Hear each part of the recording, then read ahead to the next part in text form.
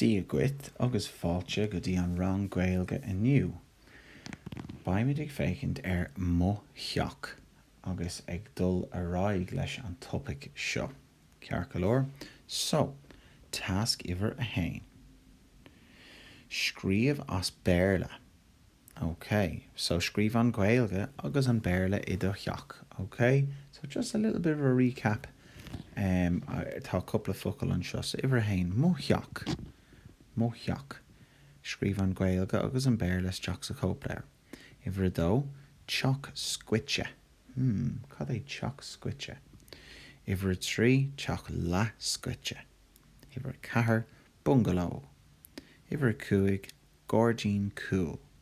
Iver a sé, gordín tusig. Okay, so you might need to look back into your cópléir. No fake isteach I thurs a hain. No fake isteach an Quizlet. Rinne of Quizlet more mo theach. Okay, so hain go dtí iver a sé, gaeilge agus an béarla isteach the cópléir. Now, lean raig, seo task a dó.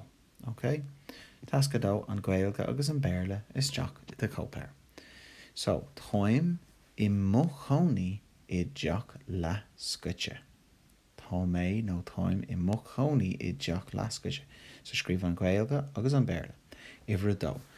Tá mo theach site I leabhán baile átha clia.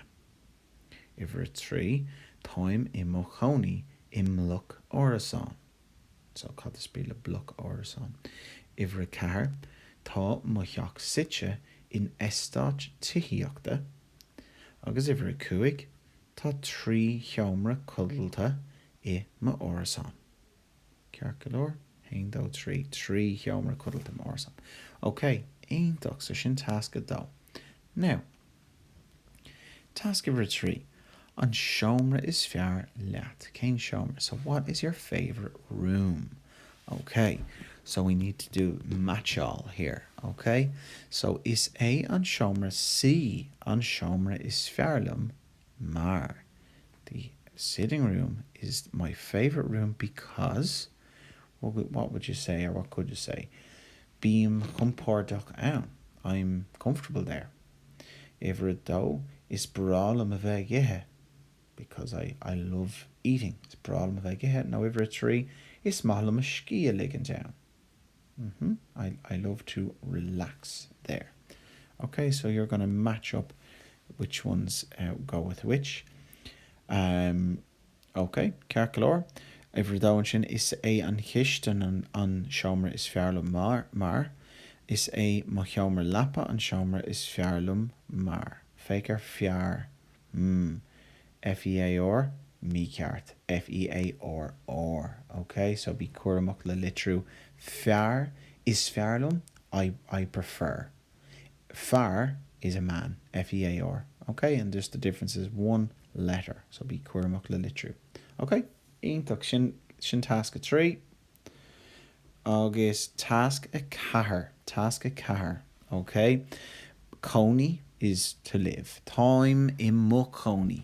I live in. So all we're going to do, guys, is scríomh an gaeilge agus an béarla isteach sa cópléir. So táim I mo cónaí. I. So I live in. Now, I live in where the following word is takes an uru. Okay, because after I. So mar hampla baile átha clia, beginning on a B. What is the uru for a B? M, of course. Okay, remember our rhyme.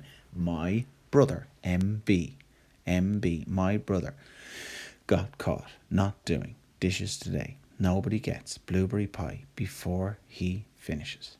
Okay, so tá tú I do cónaí I. You live in. Tá sé in a cónaí, C-H. So sé in a cónaí I. Tá she in a cónaí I. She lives in. Tá mid in orgónaí. We live in. Tá mid in orgónaí. Tá siv in bhuargónaí. Okay, so the last three guys are ulra. They're plural. Okay, so they're in orgónaí, in bhuargónaí le uru. So you all live in. and tá siad in agóní I. They live in. There's an autocorrect going on there. You see that siad, guys? S-I-A-D. Okay. Now, sampla. Táim I mo chónaí I nGaillimh. Okay, so cad is spríde sin, scríb isteach an béir leis a cóplar. Tá sí ina cónaí I bharmanach. Cad é sin. Agus iver 3, tá siad in agóní I gilháintán. Okay, so cad is spríde hain dó agus 3 sin. Okay, sin go híntaach ar fad gur míle maithagat go n-éirí leat agus slán go fáil.